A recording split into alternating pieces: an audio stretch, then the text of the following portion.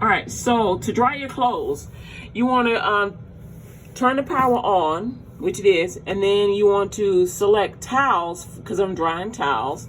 And then you have the option to select if you want to put it on a specific amount of time.